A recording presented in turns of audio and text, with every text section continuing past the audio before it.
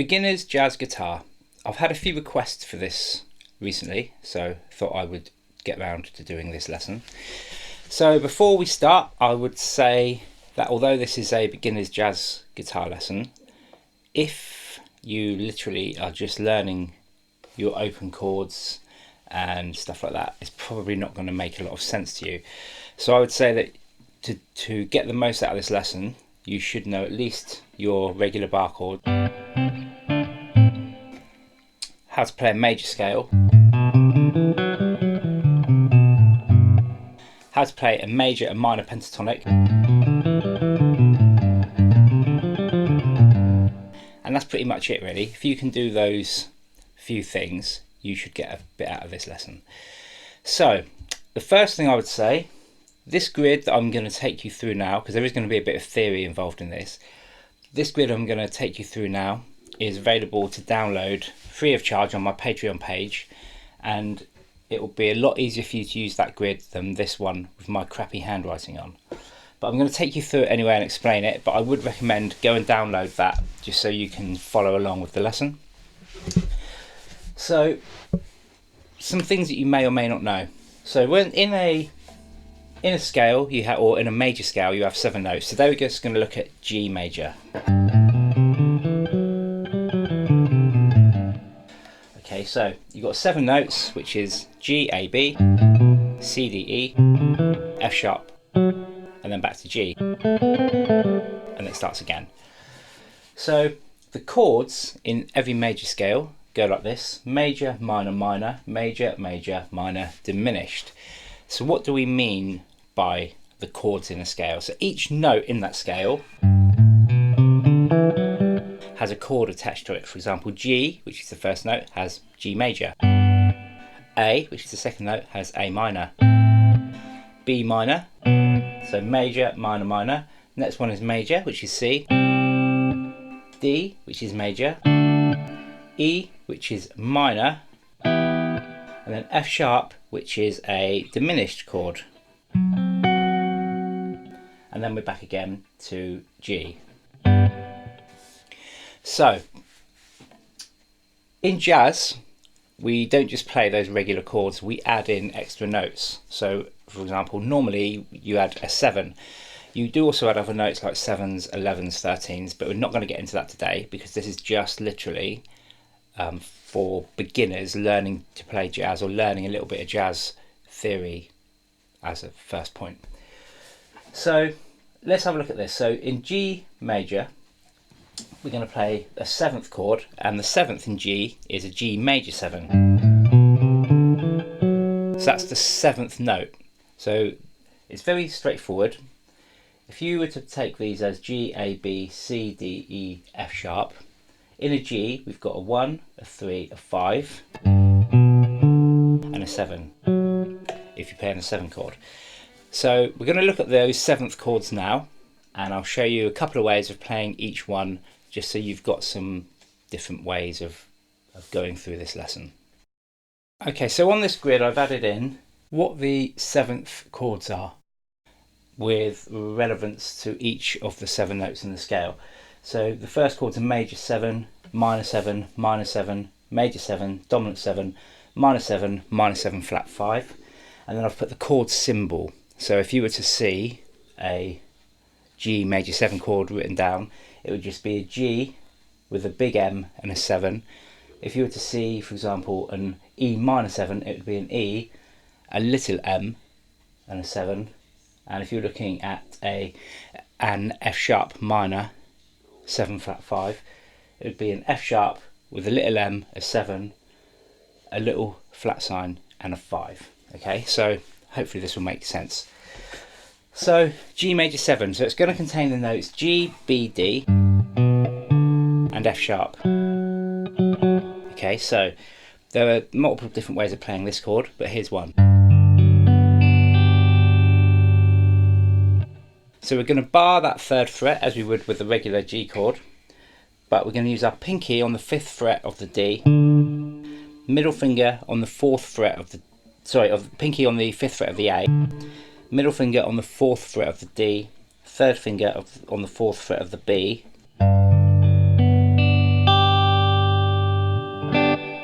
and play through those strings.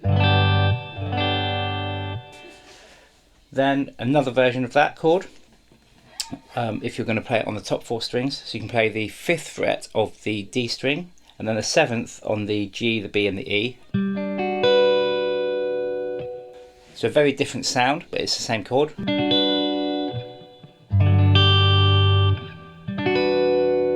Okay, so there's 2 variations of that chord.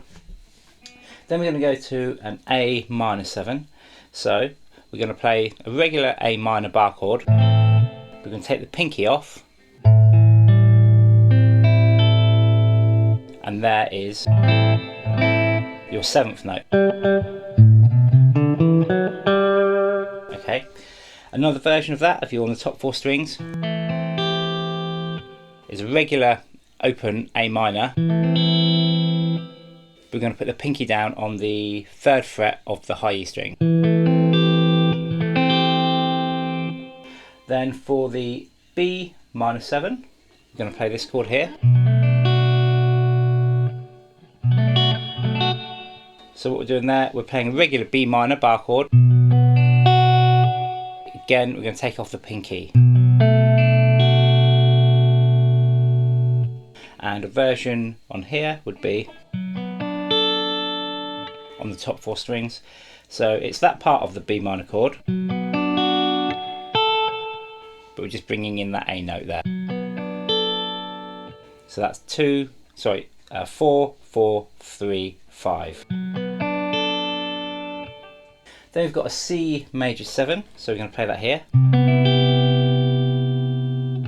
So that is 3 on the A, 5 of the D, 4 of the B, 5 of the E, and then 3 of the high E string. And then we're going to play it on the top 4 strings here. So we've got 5 of the D, 5 of the G, 5 of the B, and 7 on the high E string. Then we've got a D7 chord, so that's going to be played here. So that's 5 of the A, 7 of the D, 5 of the G, 7 of the B, and 5 of the high E string.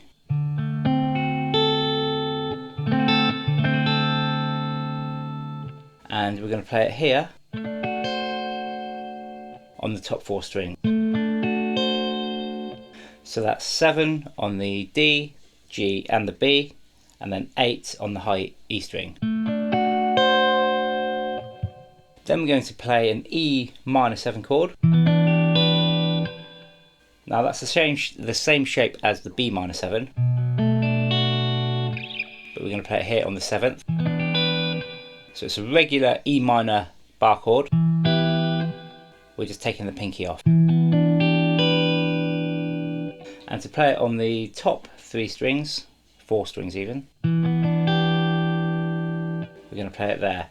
So that's 2 of the D string, 4 of the G, and then 3 on the B and the high E string. Now, as you know, we've got the B minor there, or should I say the B minor 7. So that shape, you can obviously move that. So if you want to play an E minor 7, you can play it up here. But this is just another shape for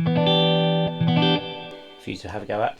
And then we have the F sharp minor 7 flat 5 chord. I'm going to play that here. So that's 3 on the A string, 4 of the D, 2 of the G, and 5 of the B string.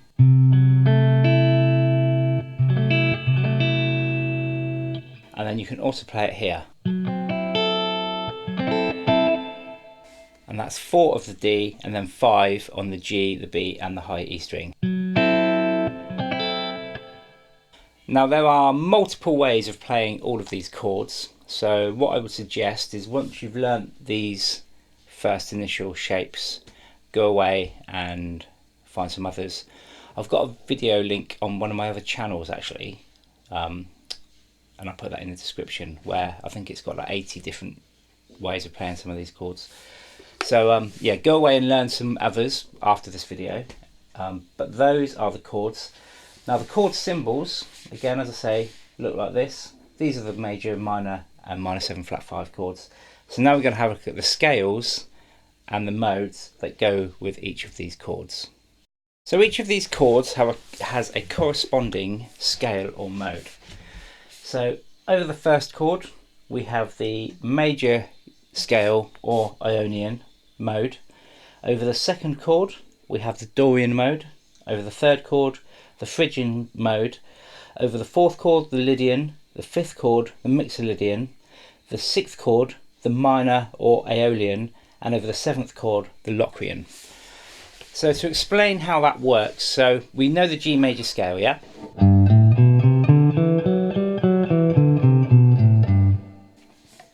So that is the major scale, or also known as the Ionian mode. The Dorian scale is the same notes, but you're starting on the second note. So you're starting on the A.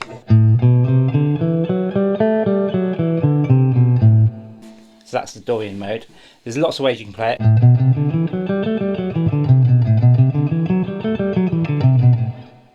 But we won't go into that right at this second, we will in a minute.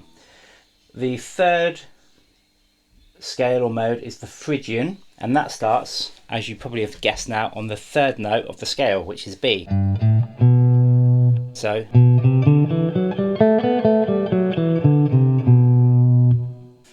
then we have the Lydian mode, and that starts on the fourth note of the scale.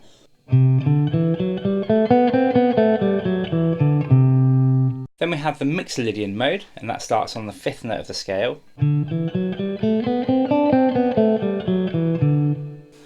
Then we have the minor or the Aeolian, and that starts on the sixth note. And then finally we have the Locrian, and that starts on the seventh note of the scale.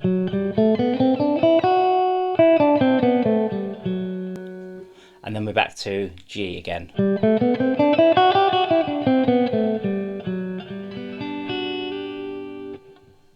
Okay, so each of these notes has a corresponding chord and has a corresponding scale. You can also play a pentatonic on most of these chords, pretty much except for the Locrian. But before we go into the pentatonics, what I'll do, I'll play each of these chords and I'll play the mode or scale over the top so you can hear what that sounds like.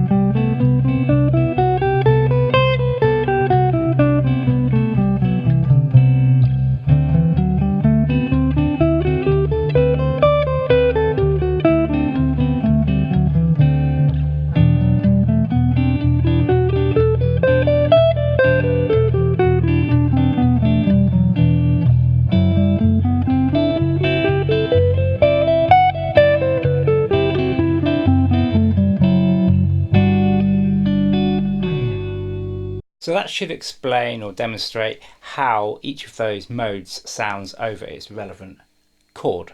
So now we're going to look at the pentatonics that you can also play over these chords. And the reason that these pentatonics work is because the notes within these pentatonics are in the scale of G major, and they also fit over the chords because we can play the major and minor pentatonic notes, which are notes from those pentatonic scales contain the notes from those chords, and that's why they work. The only one that doesn't work is a Locrian, and that's because on an F sharp Locrian mode, on an F sharp pentatonic,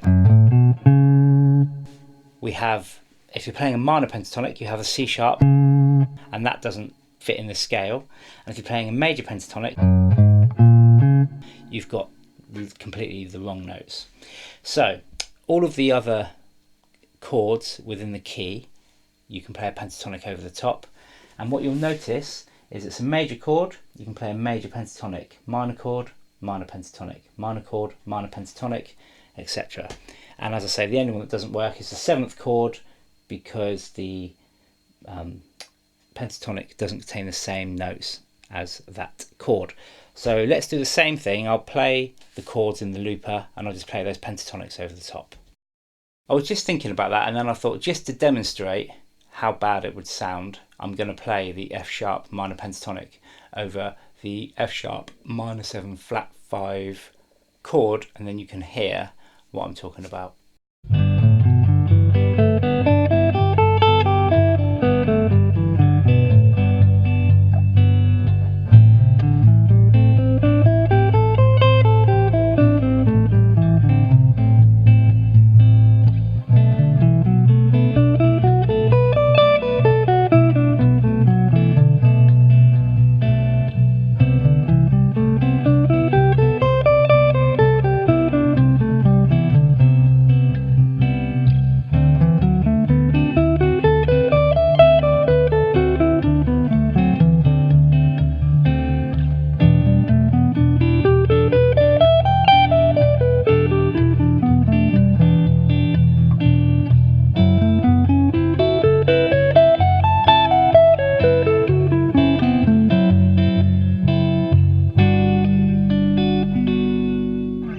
Now we're going to look at arpeggios.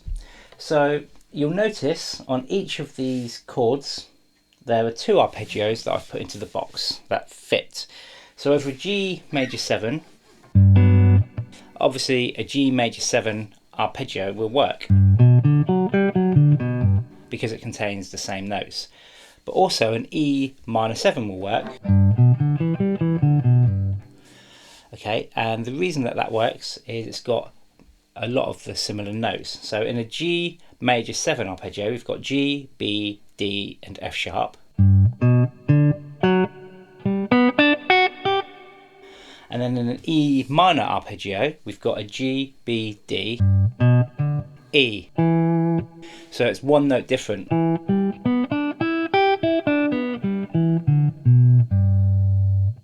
Okay, so that's why that works. Again, similar to an A minor chord, you can have an A minor arpeggio. You can also have a C major. So over an A minor arpeggio, or over an A minor chord,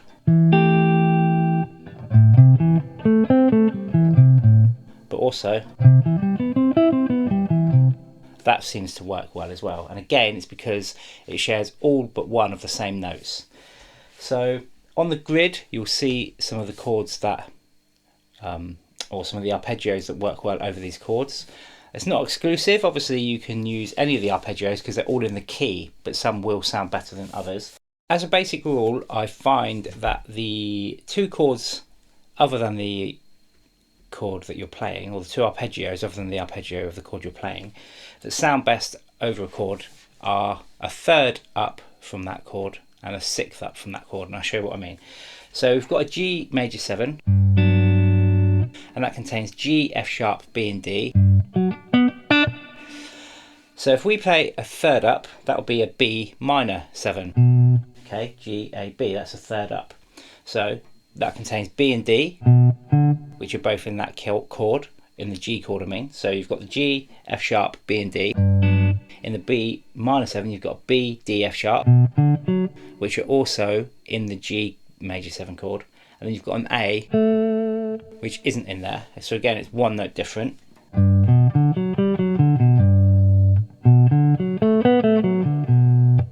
And then the 6th note is the E. Okay, so if you play an E minor 7, that contains an E, which isn't in the G chord. Then it contains a G, a B and a D, which are in the G major 7 chord. So I find that the 1, the 3rd up and the 6th up are the best arpeggios to play over a chord. So to give you another example, because we're using G, that's obviously the one. So let's play A minor. So a note that's a 3rd up from there in this key is a C. So over an A minor chord, or an A minor 7 chord, you can play the A minor 7 arpeggio. You could also play the C major 7. a sixth up from there is here. Okay, and let's have a look at why those three chords work. So the A minor 7 contains the A, the E, the G, and the C. A C contains a C, which is in the A minor, the E, the G, but then it also contains a B, which isn't. Okay, so it's one note again that's different between those two arpeggios.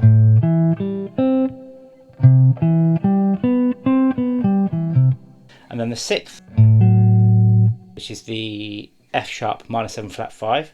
So if we play it down here, so we've got a C, which is in the A minor chord, an F sharp, which isn't, an A, which is, and an E, which is. Okay, so they always seem to work together. So the 1, the 3rd up, and then the 6th up from the chord that you're actually playing seems to work. Now let's have a look at one last part of the grid, which is thirds, and then we'll look at trying to put some of this stuff together. So why is the third important? Because when you're soloing or when you're playing, knowing where the 3rd note in that chord is will always sound good. So if you're playing in an A minor 7 chord, that 3rd will always sound good. Okay, if you're playing in B minor 7,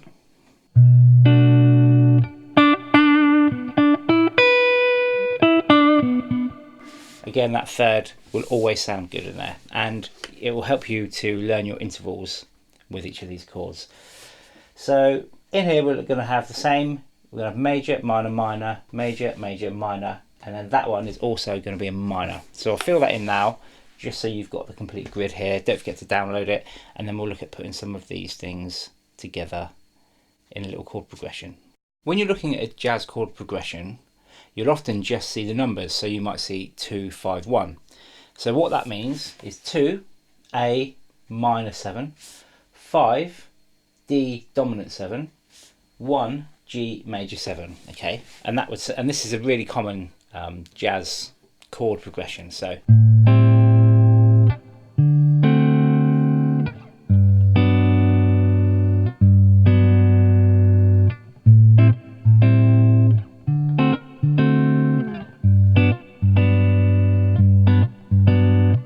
or you might see 2, 6, 4, 1.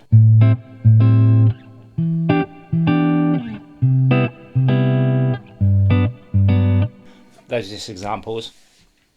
So what we'll do, we will put down on the looper just a 2, 5, 1 progression, and then we'll look at different ways of improvising or playing over the top of that.